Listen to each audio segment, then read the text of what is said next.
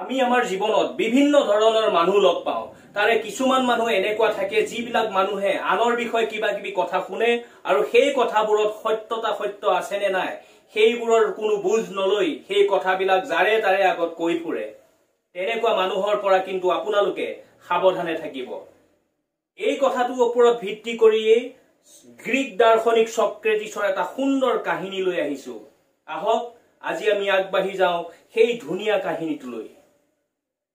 এদিন সক্ৰেটিছৰ এজন অনুৰাগীয়ে তেখেতৰ ওচৰলৈ আহি ক'লে, আপোনাৰ বন্ধুৰ বিষয়ে মই কিবা এটা শুনিছো, আপুনি জানেনে? সক্ৰেটিছে সেই কথাটো শুনাত আগ্ৰহী নাছিল। সেয়ে 1 মিনিটমান সময় মনে মনে থাকিলে। তাৰ পিছত ক'লে, ঠিক আছে, আপুনি কথাটো মোক কোৱাৰ আগতে 3টা পৰীক্ষাত আপুনি অৱতীৰ্ণ হ'ব লাগিব।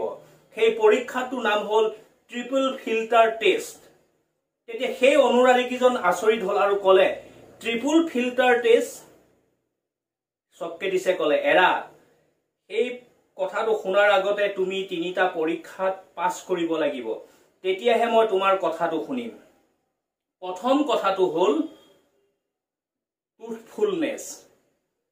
তুমি যে মোক মোৰ বন্ধুজনৰ বিষয়ে কিবা এটা ক'বলৈ ওলাইছা, সেই কথাটো সত্যনে? তেতিয়া সেই মানুহজনে খেমেনা খেমেনিকৈ উত্তৰ দিলে, নহয়, মই মানে শুনিছোহে, কথাটো সত্য নে অসত্য ইমান ভালকৈ নাজানো।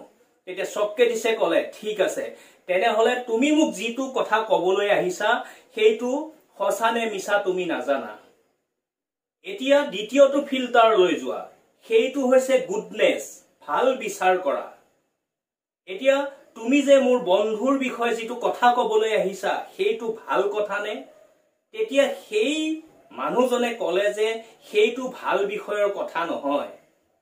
তেতিয়া সক্ৰেটিছে ক'লে, তুমি মোৰ বন্ধুৰ বিষয়ে বেয়া কথা এটা ক'ব আহিছা, যিটো সত্য নে সেইটো তুমি নাজানা।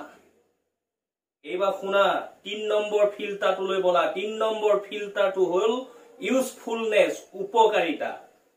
এতিয়া তুমি যে মোক মোৰ বন্ধুজনৰ বিষয়ে কথা ক'বলৈ আহিছা, সেই কথাটোত তোমাৰ কিবা উপকাৰ হ'বনে?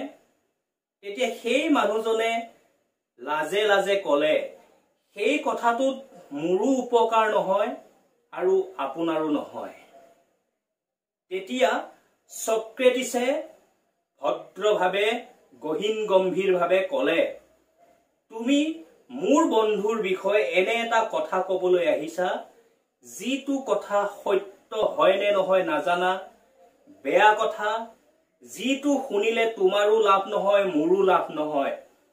তেনেকুৱা এটা অপ্ৰয়োজনীয় কথাত মই কিয় মোৰ মূল্যৱান সময় নষ্ট কৰিম?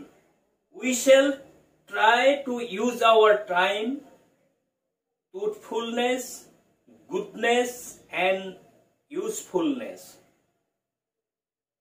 এটা খুব সুন্দৰ কাহিনী।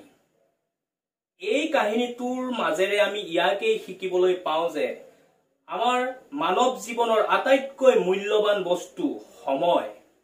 এই সময়ক আমি কেতিয়াও বিভিন্ন কাৰণত অপব্যৱহাৰ কৰিব নালাগে।